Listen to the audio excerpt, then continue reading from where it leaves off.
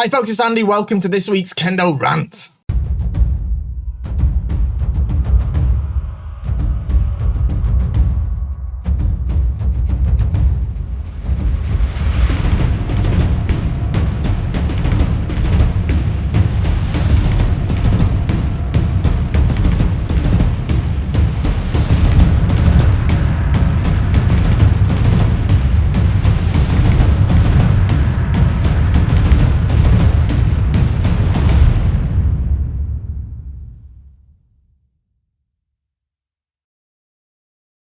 Okay, so here we are for another week of fantastic questions. Not too many today. Should be nice, short, sharp episode. How I like it.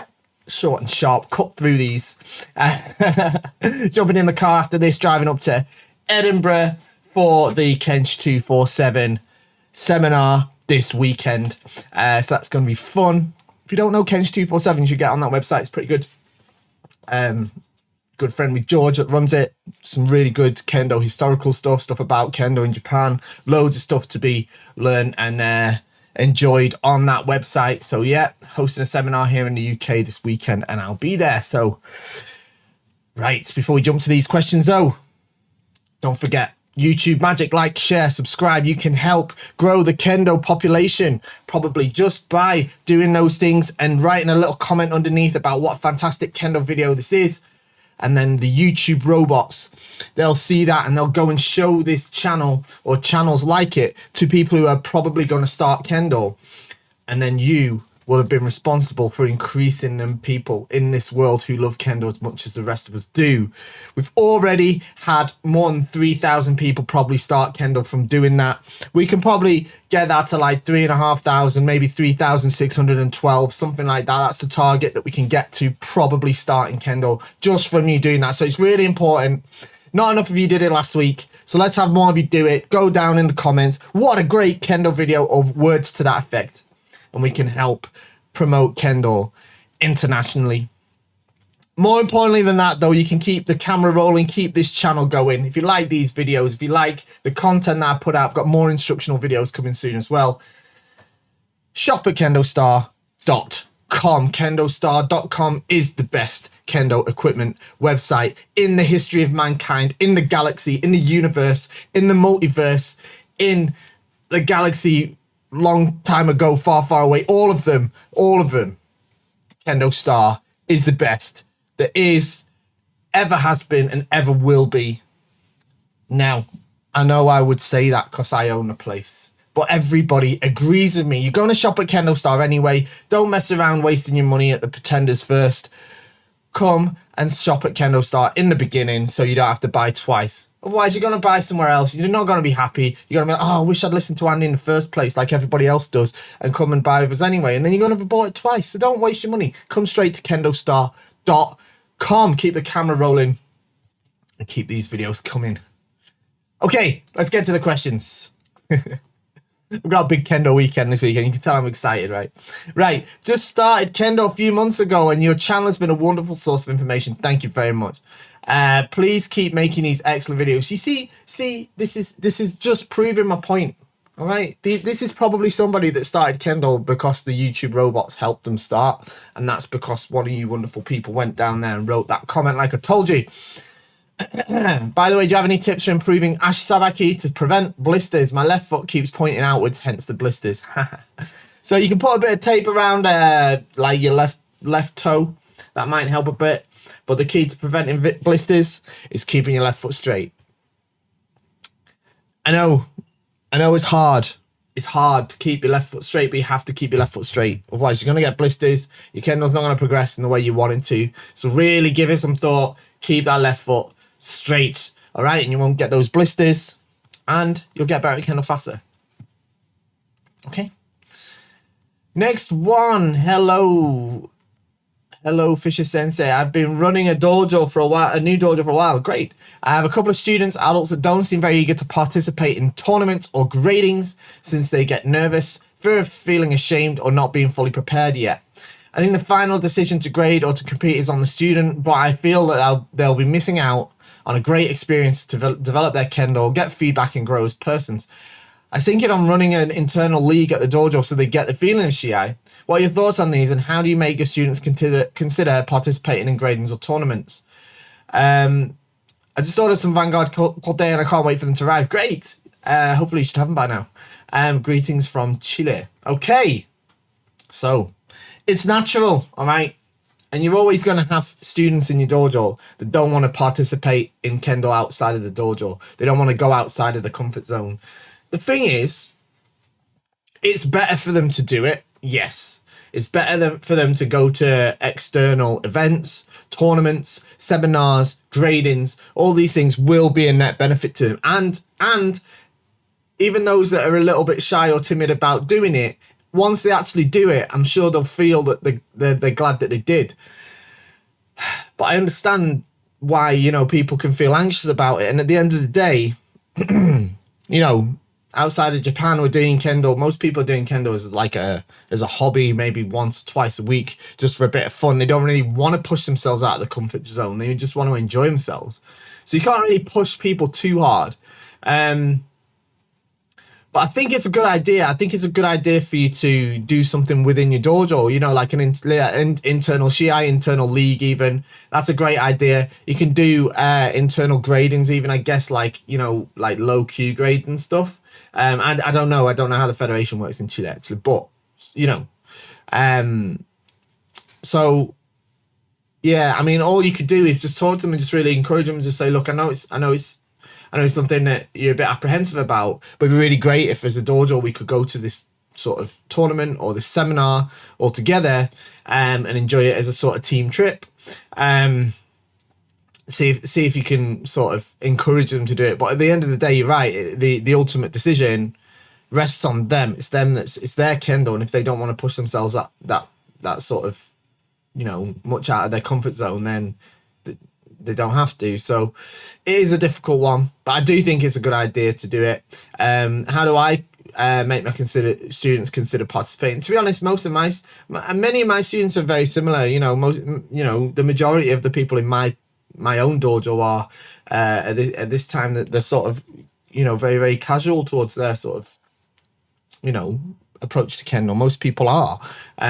So a lot of them aren't really interested in traveling anywhere or anything like that. They just want to come once a week, and, you know, they're not that bothered about, you know, really pushing themselves at it. But, you know, I've got the odd, you know, a couple of students that are and are doing well, and it's those students that I sort of encourage. And sometimes you see that when one of those students goes away and achieves something, it might inspire one of the others as well. But it just depends. It just depends. Okay, next one. Andy Summer creates a lot of salt stains on my kendogi. I know you made a video on how to wash your kendogi. Is like washing your kendogi by fully submerging it like that after every practice too much? I've been trying to blot it clean, but it seems never ending task. The most just wear synthetic gi. So, all right. A cotton kendogi, you don't want to throw it in the washing machine, especially if it's the like Izome dyed one, as it will leak and it might stain the inside of your washing machine, stain other clothes, and it's not good for the kendogi either. You want to wash the dye out, and, you know, Izome kendogi are expensive because Izome is expensive, and you don't want to wash that away. So can you wash it by hand after every practice? Of course you can. But you're going to find it's going to fade away. It's going to fade faster if you do that, all right? It's going to fade faster than if you do that. If you want my advice, and a lot of people don't like this, but this is what works for me, and it's worked for me for years now, is in the dojo, I wear synthetic uniforms. I hardly ever wear a cotton uniform in the dojo, hardly ever. I know some people don't like the cotton uniforms and whatever. Okay, fine, whatever. But I don't mind them. I like them actually for that reason, because they are convenient and I don't have to wear stinky kendogi every session. Obviously it's stinky by the end of the keiko, but it's not stinky in the beginning. And I can just wash it after every keiko, and it's comfortable and it's fresh. And I wear a cotton kendogi for special events like seminars, or, you know, obviously when I do a grading or something, or Shinai, I often wear a cotton one, usually wear a cotton one.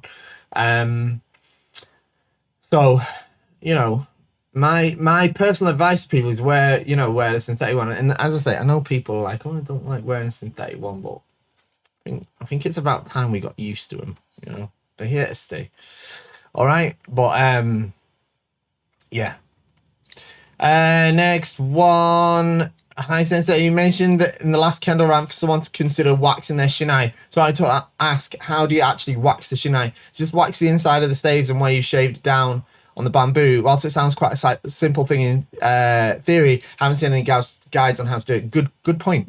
With that being said, I've done it myself before by melting the wax and slathering a thin coat whilst it was hot. However, another time I tried by my hand at waxing my Shinai, vigorously rubbed the wax block on the staves, then polish with a cloth. Problem with the latter method is I get these small bits of wax all over the floor and on me, which isn't pretty to clean. So you don't melt the wax and pour it over the Shinai. That's not what you're gonna do. What you're gonna do is you're gonna get your Shinai and you're gonna shave the bit that needs shaving, and you're gonna get your wax block, whether it's a block of beeswax that you buy at KendoStar.com or whether it's a candle, doesn't matter, right?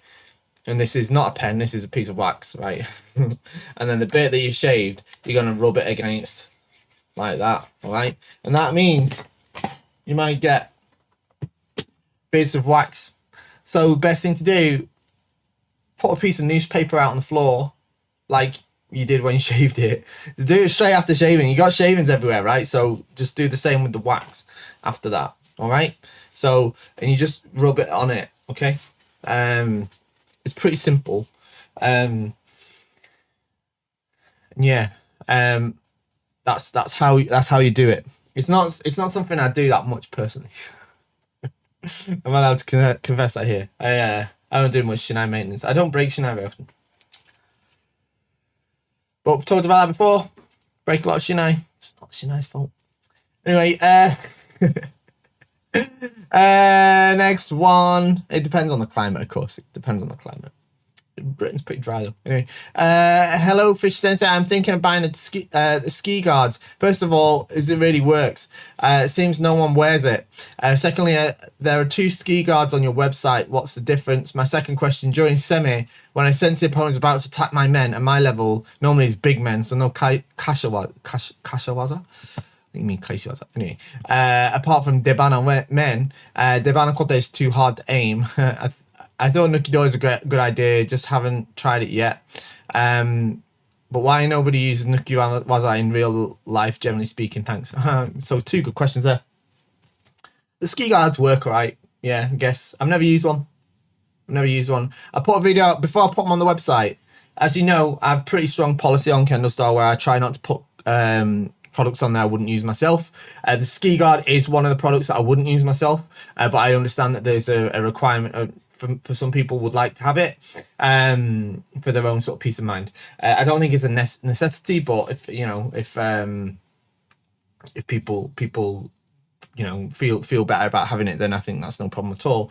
Yeah, they work fine. They're just different patterns of ski guards. I don't think there's a much difference in the way that they protect you.